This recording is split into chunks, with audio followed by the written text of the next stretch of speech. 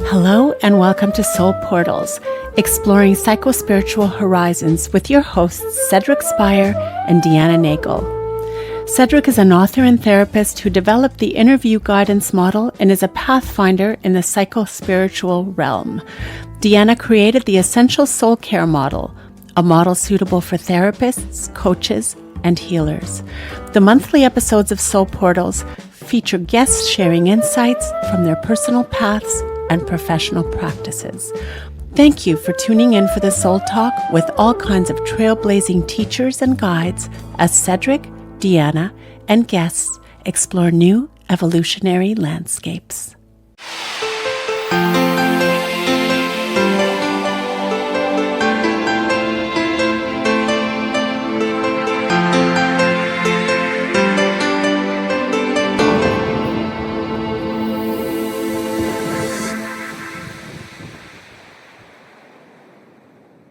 Okay, our special guest, our portal of the month is David Richo, psychotherapist, author, workshop leader, does it all, and has a new book coming out in November, which we'll be discussing, and we'll learn more about his journey as we go along.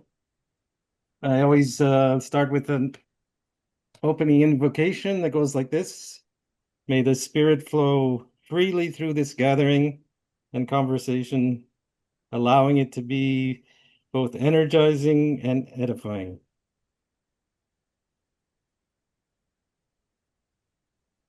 Dave is also the author of 20 books on different subjects, on different psychospiritual subjects, such as this one. He has a lot of how to be an adult books, and this was a good one, How to Be an Adult in Faith and Spirituality, which is our perennial, one of our themes. So the opening quote comes from a book of quotations that he also put out, and it's from your recent talk, Dave, and on the theme of the month. It's by Edwin Markham, and it goes, "He drew a circle that shut me out, heretic, rebel, a thing to flout, but love and I had the wit to win. We drew a circle that took him in."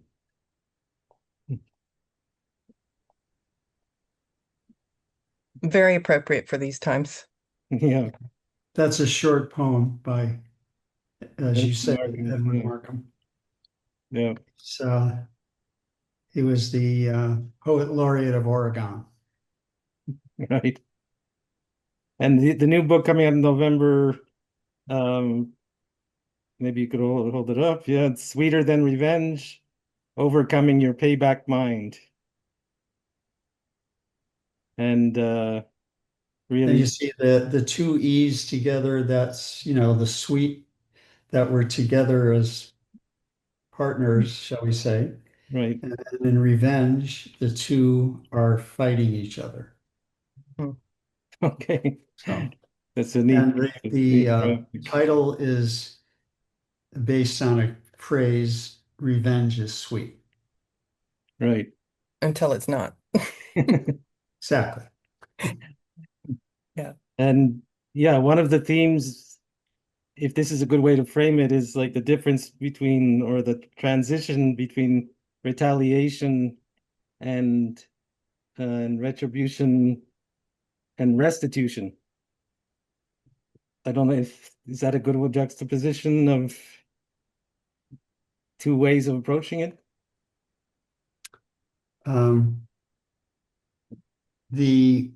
Well, let me start with the title, and I'll come to that. You see, the actual quote about revenge is sweet is from John Milton's poem, Paradise Lost. So here's the actual quote.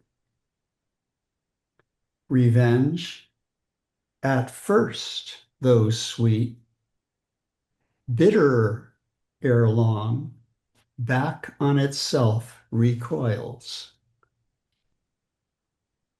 Revenge, at first, though sweet, bitter ere long, Mm, back on itself recoils. mm, So something in us, our shadow side, turn that into revenge is sweet, mm, forgetting that it becomes not sweet but bitter ere long, in other words, soon enough. And then it comes back to bite us. mm, In fact,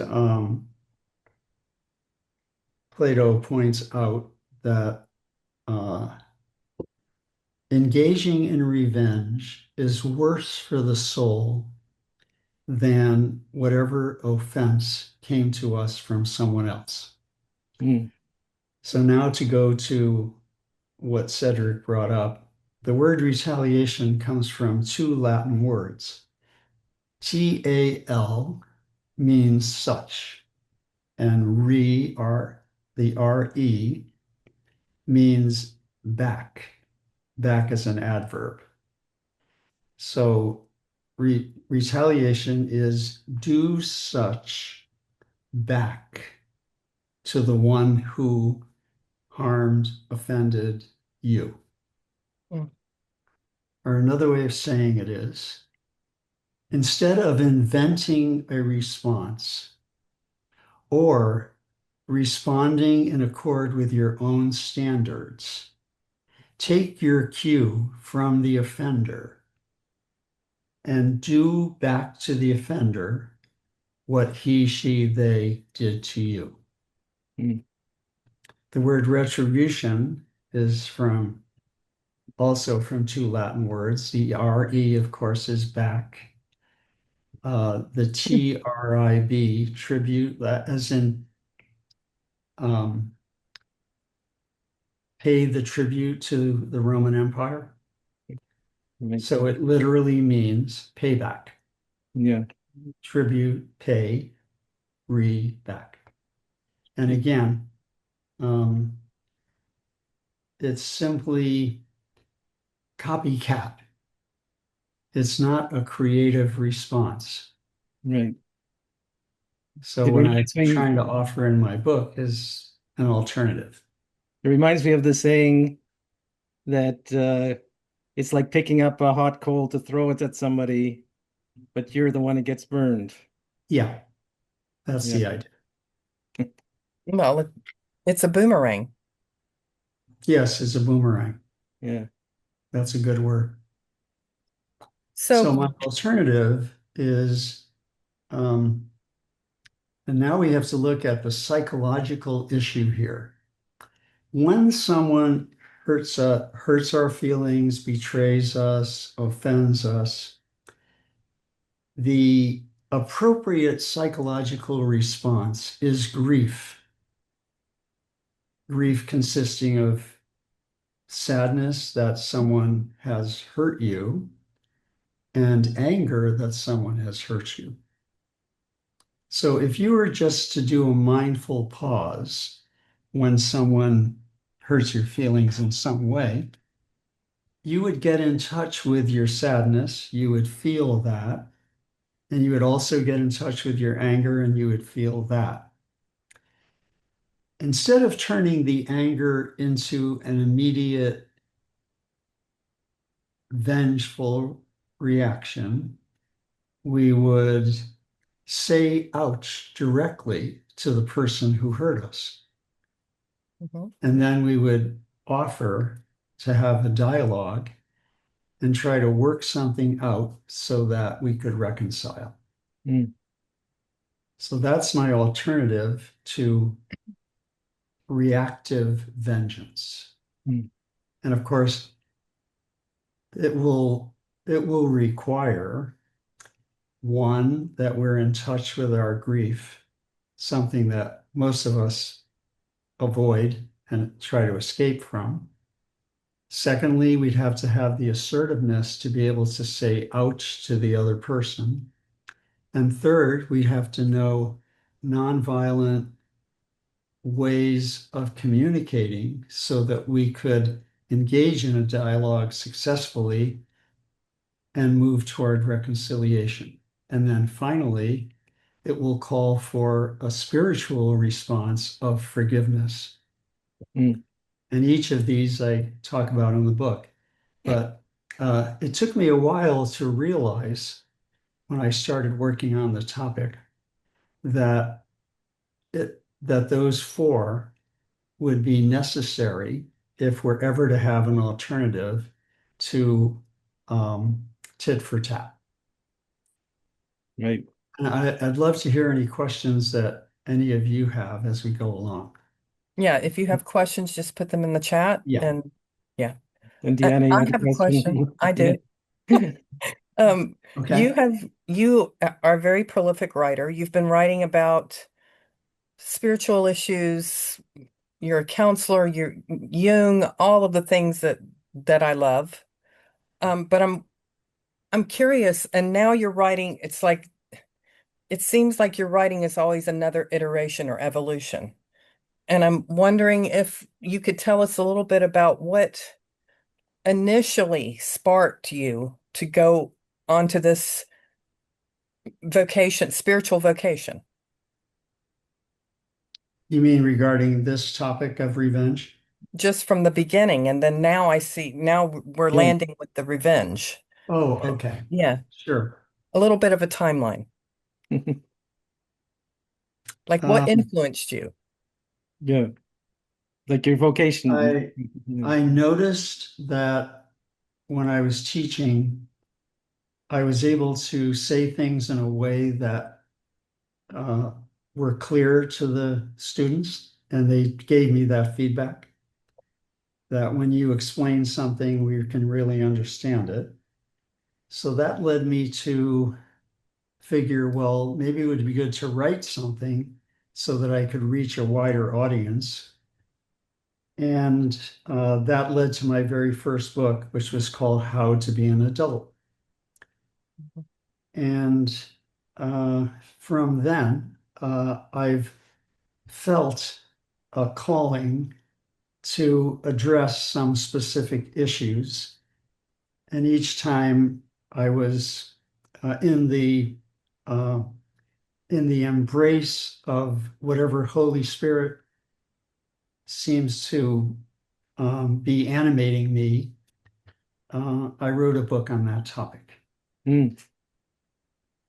At And one point you, I certainly felt this book very interestingly. See that television behind me? the So I screen, was yeah. sitting having lunch in that chair right there, that black chair.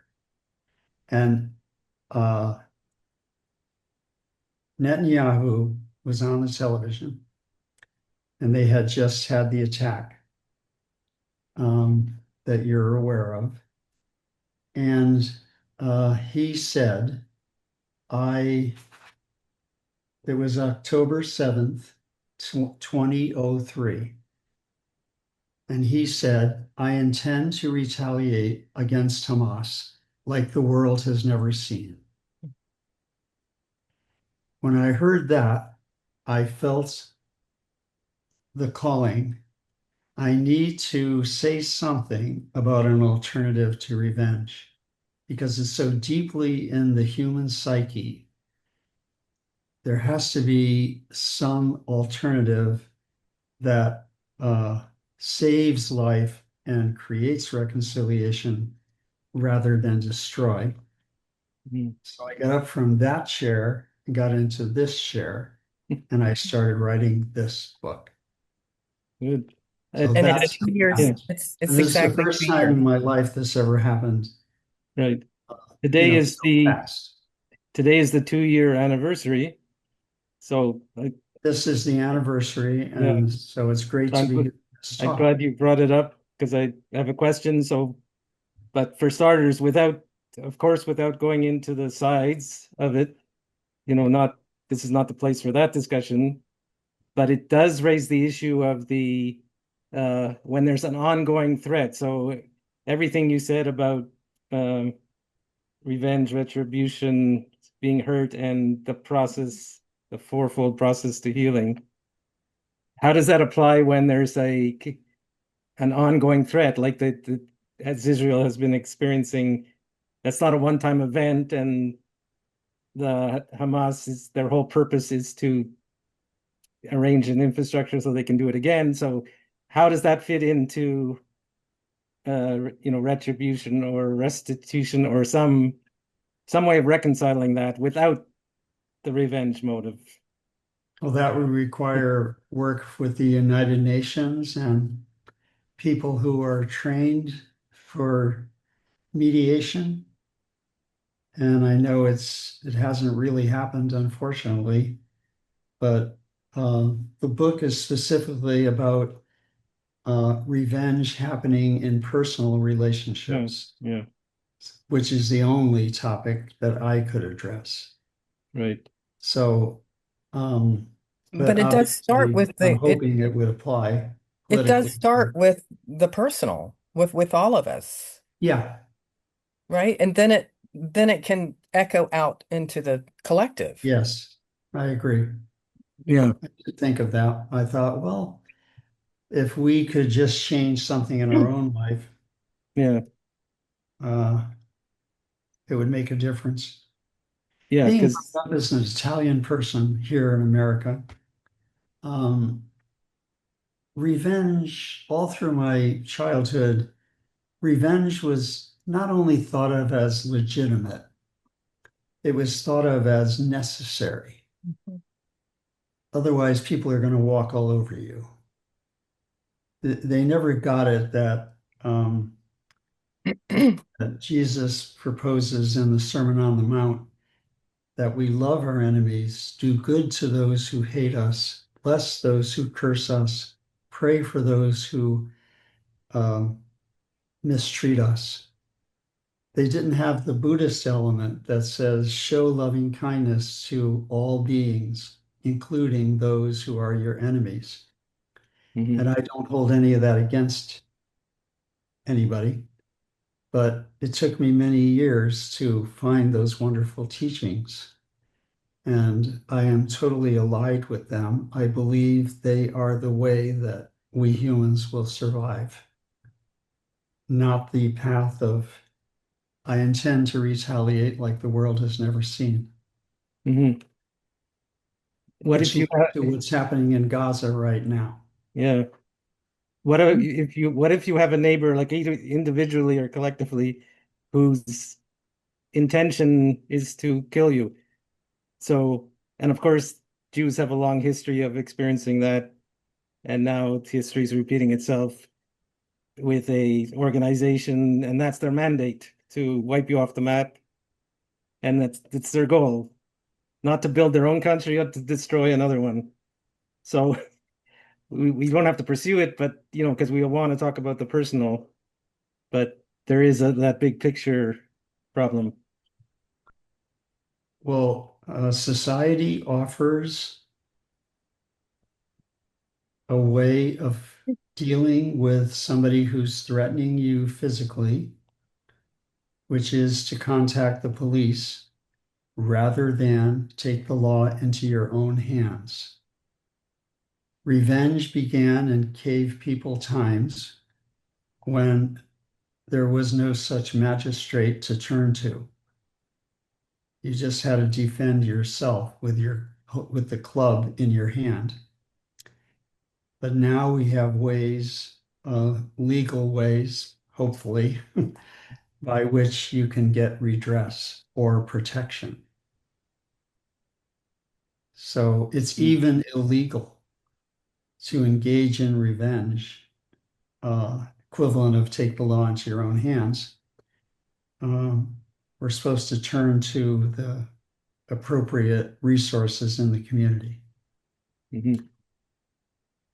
Yeah, Oh, changing, yeah. sorry, I, changing just channels back to your journey. sorry. We're probably I going to was ask the just same reminded thing. of something that Okay, go Go ahead. ahead. Go it ahead. it just reminded me of the defense as used in court with battered women's syndrome, that Mm, a lot of times the victim does not get off because it was the revenge piece that's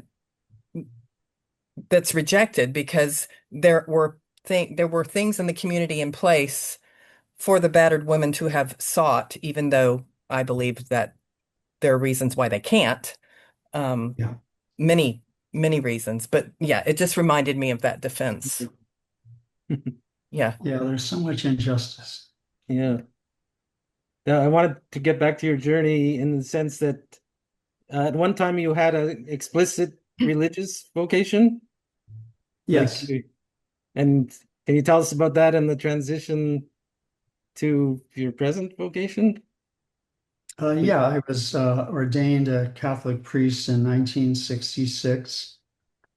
And then I left the priesthood it, and got married.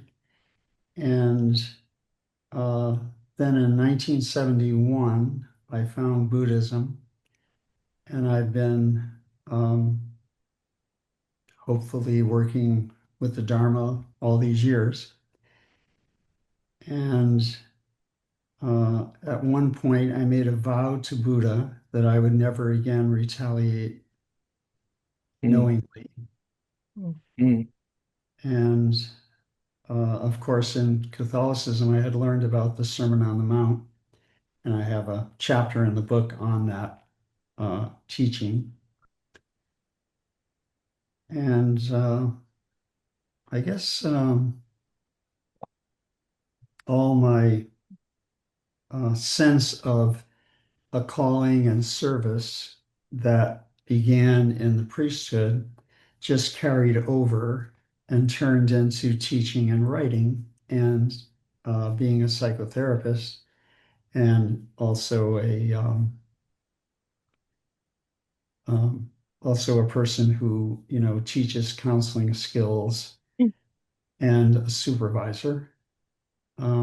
So it feels like I simply continued in the realm of service, and I'm glad that that's my style. mm.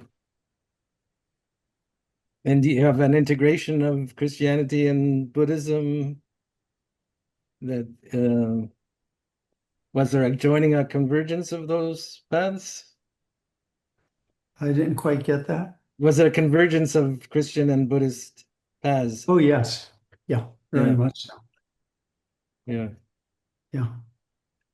And Thich Nhat Hanh has a book on that that really helped about, Christ and Buddha as brothers. Mm, mm. Can I ask a question about supervision? Yes. Because I'm a clinical supervisor and I teach clinical supervision. And I'm always encouraging um, my students to integrate this, as appropriate, this psychospiritual piece. Hmm. And there's a lot of resistance. It's- And I know when I was in school a long time ago, they said, don't go there so much. And I'm seeing that that's kind of carried over. It's shifting a little bit, but some of the very traditional counselors in the field just, it's like the spirituality piece is hands off. Can you talk about your experience or your thoughts about that? Yes. Um, what I've noticed is that the healthier you become psychologically, the more spiritually oriented you are.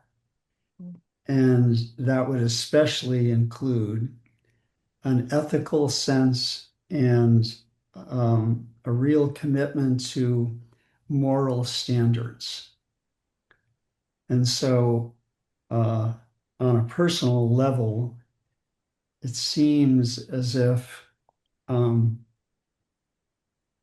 acting in a spiritually conscious way is not just an add on, it goes with Mm, becoming more psychologically healthy. mm, And I did try to get that across to my interns, not in a pushy way, but just bringing it up as a question to examine together. mm. Do you think one can be um spiritual without being psychologically mature? Um, or would that involve what they Without call, doing the psychological work. yeah, I guess just some comment on what they call the spiritual bypass. Yeah, that's a danger Yeah.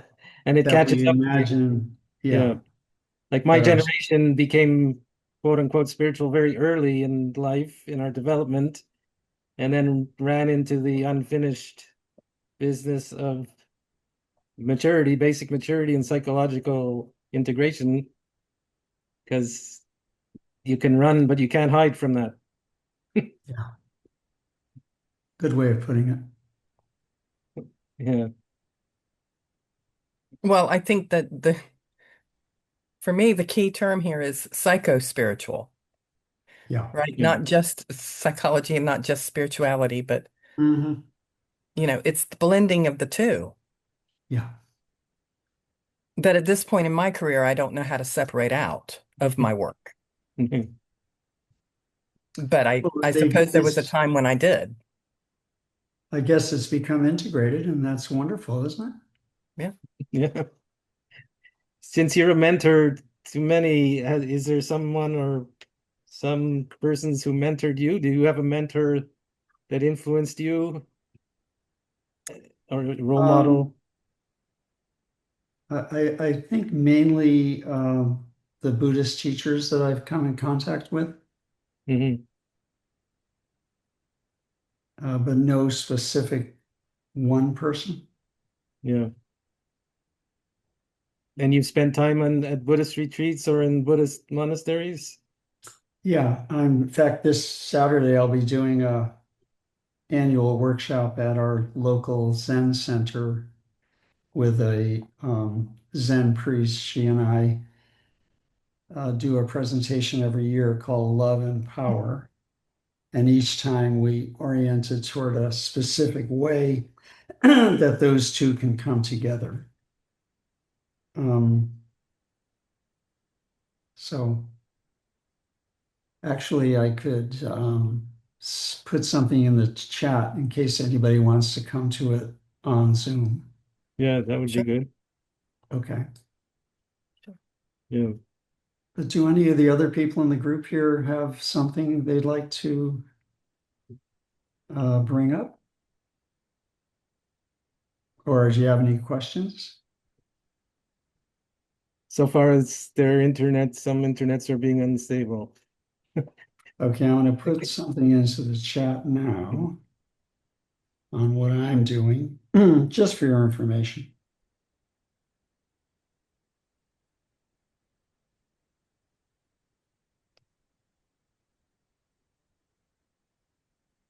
Okay, did that come through?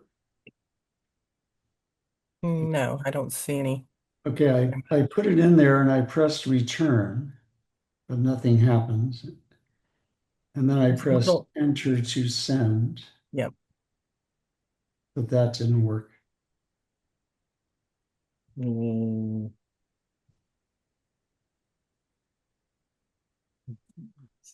Do you want to tell me? I'll type it. Pardon? Do you want to tell me and I'll type it? It's kind of lengthy.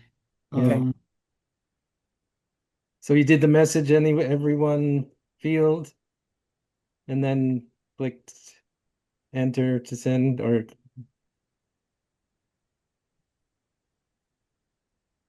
Well, we'll figure it out by the end. yeah, What I can do is I can email it to you, Cedric, with yeah, the email that just came. yeah. And we do a follow-up that goes in the library and it certainly can be included there. Mm. Okay, I just sent it to onlineevents.co.uk. Is that okay? Yeah, you can CC me or Okay. yeah. So your And, Buddhist uh and yours is just start Cedric. it's the Yeah, I emailed it and I CC'd it to you. okay, And then if you can put it in the chat, that would help. okay. In case anybody wants it. It's not that big a deal. Anyway, your Buddhist practice shows in your aura and your equanimity. oh, So well, thank you. you're do you have a daily practice that you do? Yeah, just meditation, and I pray to the Holy Spirit and the Yeah, Virgin Mary and the Sacred Heart. So there's I the have a integration. combination of my Catholic background and my Buddhist foreground. And it's a Zen style meditation, like a blue sky mind and leaving lots of space Mhm. And for of the course, it's thoughts to. important, doing the metta practice. Yeah, what's that? What's the meta practice? Loving kindness Oh practice. yeah, right, Yeah. right. Yeah, You see, the one of the things that you realize when you work with this topic is that there are three options. So someone does something that you find offensive or hurtful. You can, one, retaliate, or two, not retaliate, or three, not only not retaliate, but love back instead of payback. mm, So the first two, anybody can do. Anybody can retaliate. Anybody can not retaliate. But the third one, which is not only not retaliate, but do good to the one who hurt you, that third one requires a special grace, Mhm. access to that higher self within us that is willing to override the ego with its engaging in its favorite sport, revenge. So when it comes to going to the third tier, that's what would call for a spiritual practice that then opens us to grace. And grace can come to you without a spiritual practice, but a spiritual practice makes you more open to it. So that's an important part of what I'm trying to get across in the book. right, Does because this you're. make sense to you, Cedric? Oh yeah, because you're going against the grain of the human nature, right? And then they call it again not a false transcendence, but being fully human, which includes all the elements you're describing. Yeah, We're less than human when we fall into that retaliation mode. yeah. Yeah. Although Mm. retaliation seems to be, and this is the question, be part of the human condition, or are we conditioned? Oh, yes. It's in there like flint. There's Yeah. no way to, uh, there's one exception. The Dalai Lama said he no longer even thinks of retaliation. So I guess that's possible. That hasn't happened to me. I will think of it, I just don't act on it. Right. So I think it's asking a lot to say you won't even think of it, especially since every movie that we ever see on television or in a theater is full of revenge and how good we feel when the bad guy gets his. That the people who make the movies know Yeah. that we love a revenge fulfillment. Right. I'm It's part of being glad you brought human. that up because those movies I've noticed, especially lately being the past decades, that the hero, the one we identify with, is also psychopathic. So he can kill without blinking his eyes. but we were cheering for him. But he's just as psychopathic as the villain in the killing without feeling anything. Yeah. Yeah, Yes. Good point. yeah, We have a question. Not feeling anything is exactly what you're up to when you choose the path of revenge. yeah, Did someone have a question Yeah. in yeah. the chat? It says, does that not mean that we allow the other to go on hurting us or others? If I'm a doormat, surely they will keep on wiping their feet on me. I'm kind of struggling with this. I'm curious though and open to another way. I need to Oh, honor okay. my hurt, right? What was the last part? She says, I need to honor my hurt. Yes. Oh, yeah. So when you feel the hurt and you go to the mindful pause before reacting,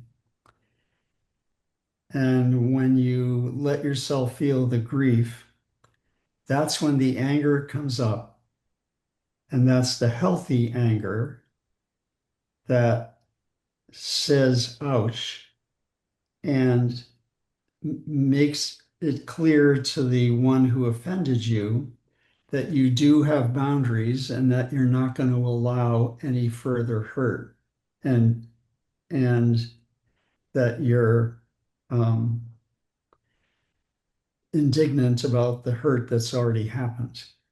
So this spiritual interior program that releases us from the choice for retaliation in favor of the choice for reconciliation does not mean letting others walk all over you. It only means that part of your response has changed from imitating the offender to acting in accord with um, higher standards, ones that have to do with working things out with someone rather than hurting back. Mm. So none of this is about being taken advantage of. So now let's go to the familiar phrase, turn the other cheek. Mm. And I do explain this in this way. If turning the other cheek means enabling someone to hurt you again, that's not the true meaning of turn the other cheek. Turn the other cheek is more like what you see in Gandhi in his approach in India when he was handling the whole issue of the British releasing their claims on India. He would allow himself to be hurt, and his followers were also hurt, but it was a form of protest. So that kind of hurt temporarily as part of a protest is one of the tools of nonviolent resistance. Mm. But in personal relationships, we don't allow ourselves to be hurt at all, and we maintain our boundaries. And paradoxically, the more you let go of being like the other person, the stronger you become in being who you are. Who are you? One who protects yourself while at the same time not hurting others. And how much of See how the there's a you see how there's a spiritual and ethical element to this whole yes, topic. yeah, It's not just psychological. yeah. That's When what you're makes going it so fascinating. when you're going through the first part of the process, saying the ouch part, how much of the so-called primitive feelings do you express at that point? Like, Hey, what you said really hurt. I didn't like it at all. The way it landed on me was, like really painful. Is that what you intended? That's what you sound like. Mhm. You see, that's going to take assertiveness, Yeah. and most of us don't have that skill. So this is a very difficult. I mean, I get it that it's hard to do, but And then how do you, if you just follow the Dalai Lama, if you can't do the program, at least do no harm.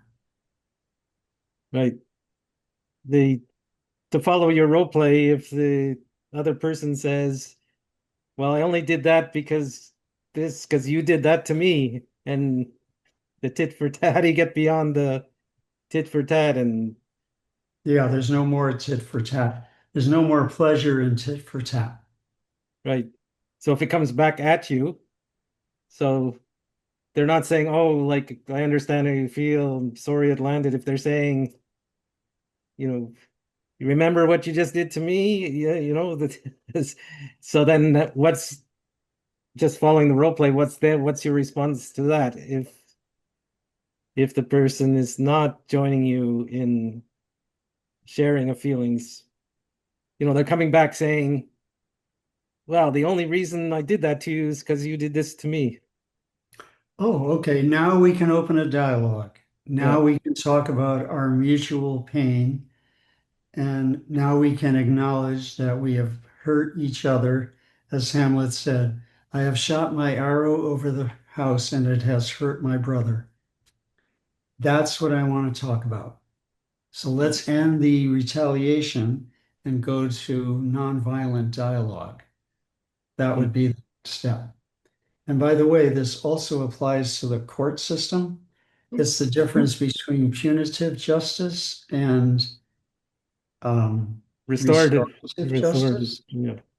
So you're aware of that element of it. I just remembered it and thought I'd throw it in. Yeah. And what I think about, we have another question in the chat, do we? no, that was the link. I figured out what Oh, happened. that's the link. Okay. It Yeah. was too much data. It was over the limit of the words they allow. Oh, that's the problem. So Okay. I just put in the link and then it All right. accepted it. What about the NVC with Marshall Rosenberg? Yeah, I love his Think of that approach. approach. Yeah. Yeah, I love his approach. And we had lunch together once. And, he was totally on board with this non-retaliation, Mhm. obviously. Yeah. Um, and he's done so much to help us design a way of communicating that is respectful of the other and protective of ourselves. So that's our approach. I want to be protective of myself and respective of the bond. Ultimately, letting go of retaliation is about one topic only, the maintaining of healthy relating. Mm. That's ultimately what it's about. It took me a while to realize that. And there is a method, do you know Marsha Linehan of dialectical? Oh, yes. Yeah. She has a method called opposite action. And when you are consumed with those feelings, those payback feelings, or just the anger and rage, I found the best method is opposite action. You just feel it, but then not Do only the act opposite. on it, but actually do the opposite of what your emotions are telling you to do. Mhm. Yeah, so there's a primitive voice inside, Yeah. and there's also a healthy voice. Um, you've Well, heard, also similar to the Ho'oponopono prayer. I beg your pardon? The Ho'oponopono prayer. Cedric, give us a whirl on that. Well, that's really next level. The Hawaiian prayer, I don't Yeah. know if you know it, Dave. It's called No. Ho'oponopono. I can actually send you the description of it. So Okay. it's Yeah, I it's have based, heard of that. yeah. It also is contrary to retaliation, right? Yeah. Oh yeah, very much. Yeah, I have heard of that. I'm glad DeeAnna brought it up because that's a tool that it's like prayer. When you remember it, it works every time. It only doesn't work if you don't remember it. So in the midst of any battle, and even when you're witnessing, so passing a couple on the street who are yelling at each other, Hmm. because it's in your energy field, you can say the whole Ho'oponopono prayer, and it's subtle. It gets mixed up with taking responsibility, codependence, but it's next level, so it's not that. So the prayer is, I'm sorry, please forgive me, thank you, I love you. Hmm. For any energetic disturbance in your energy field, Yeah.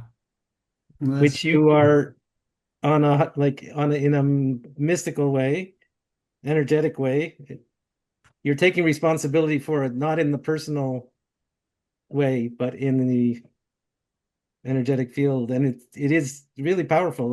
So when I realize I'm being drawn into an argument and I don't want to be in an argument, you start saying it silently within yourself, Hmm. and like magically things start diffusing.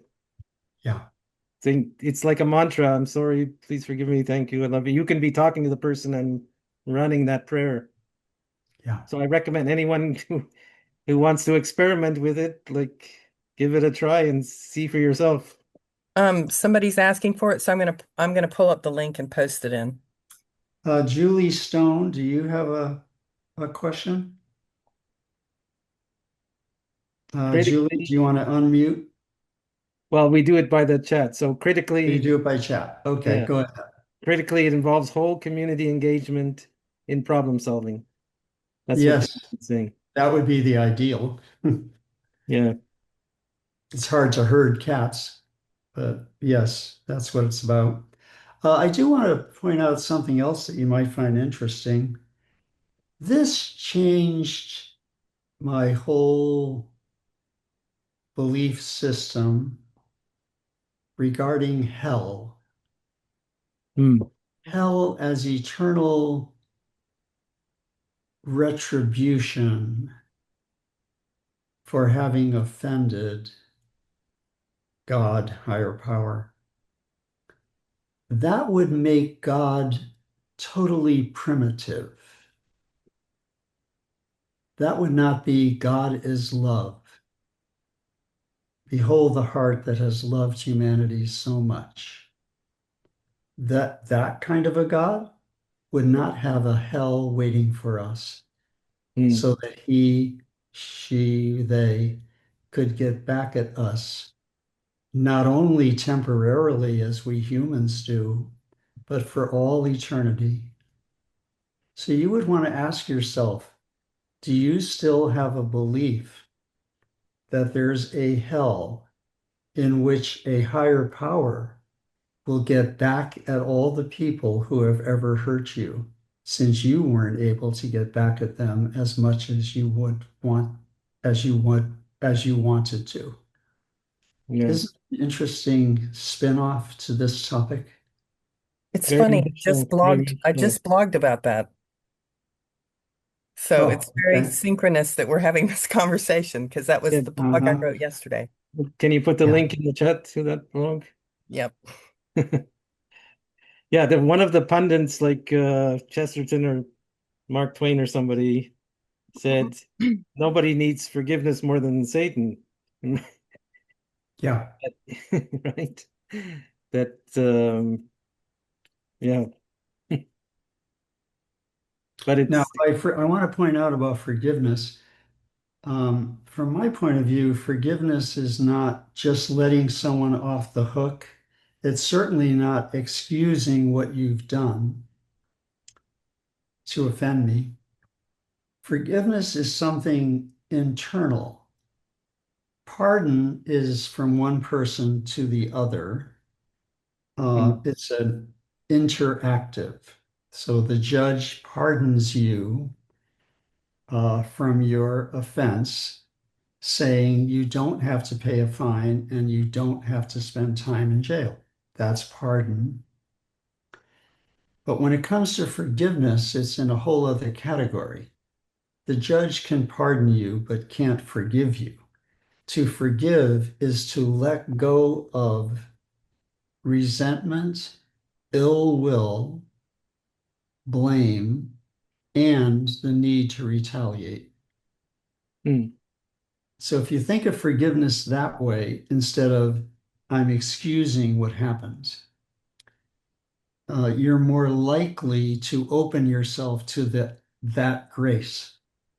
I believe that you can pardon, but you can't forgive. That has to come through you from the Holy Spirit. Mm. So when you look at forgiveness, even in a wider way, I explained this in the book, the difference between forgiveness and forgivingness. Forgiveness is, I forgive this offense. Forgivingness is the virtue of no matter what happens, I'm always in the mode of forgiveness. Mm. It's, Mhm.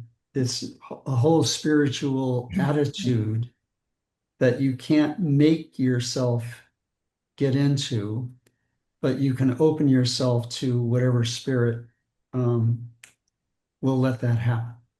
It's interesting that you don't separate it from the Holy Spirit, that so that Yeah. you're Well, I saying that you say can, Holy Spirit, but it's, yeah, higher power, right. whatever works for It's, you as something greater than an ego. right.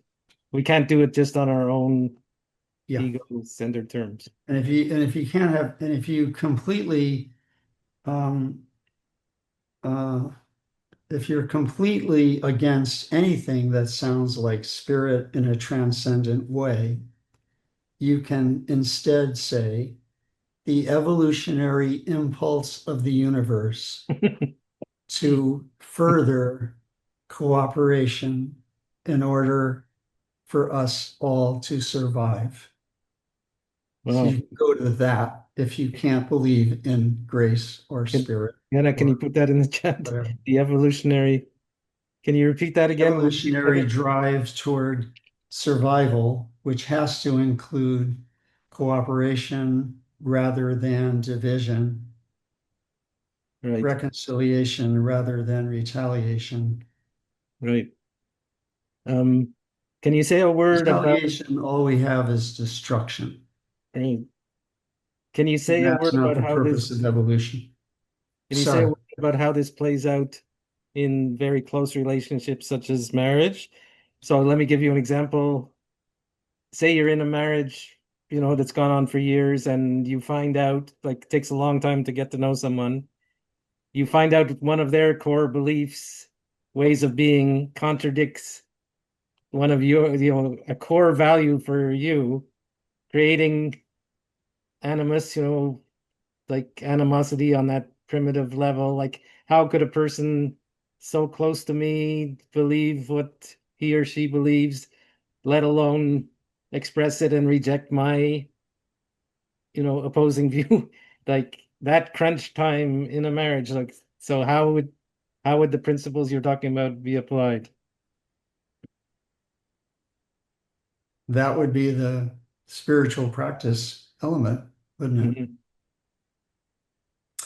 By the way, I have a whole chapter in the book on retaliation in relationships. We don't have a lot of time to go into it now. Yeah. But one of the most surprising things, I've worked with at least 1,000 couples over the 55 years I've been a therapist. And I've noticed over and over again that they retaliate, the partners. That does not seem like it fits with real love. If you really love someone, would you retaliate or would you try to reconcile? It's a fascinating question. Yeah. So when you try to reconcile and it does come down to not sharing core values, you know, a lot of people would even get divorced on that basis if it's really central. And in divorce, you definitely see retaliation. Yeah.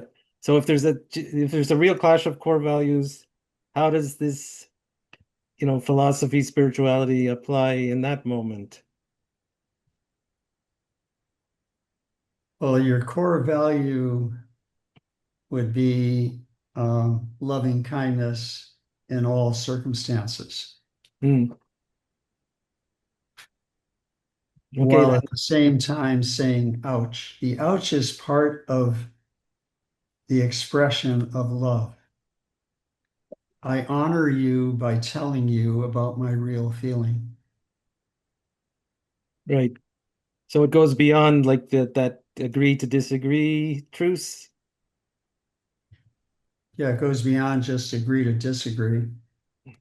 You can trust me in this relationship. The one thing I won't do is retaliate. Hmm. If you retaliate against me, I'll say ouch, but I won't do it in return. I would love to see that as part of the marriage vows. Yeah, so I guess that opens the space for the wonderful differences of the different person, Yeah, right?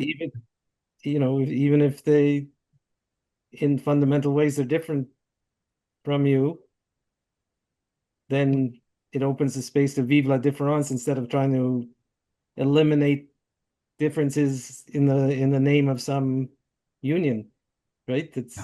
Yeah, okay. And we have a comment. Respect is a common promise in marriage vows.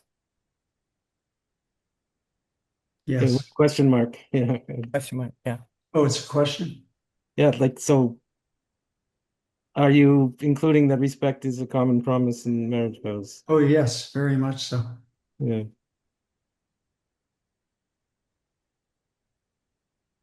Okay, well that answered my opening prayer. It's very I would, before we edifying. end, are we Yeah. just about coming to the end? Yeah, we're at 159, so but by all Yeah, I means, would like to just recite the poem once more. okay, Is that okay? sure. Then He drew a circle to shut me out. Heretic, rebel, a thing to flout. But love and I had the wit to win. We drew a circle that took him in. mm. So thank you. Now I have the closing blessing, which is a different one every month to fit the theme. And it goes like this. May we change some of the madness of this world into meaningful relationships and make that the priority.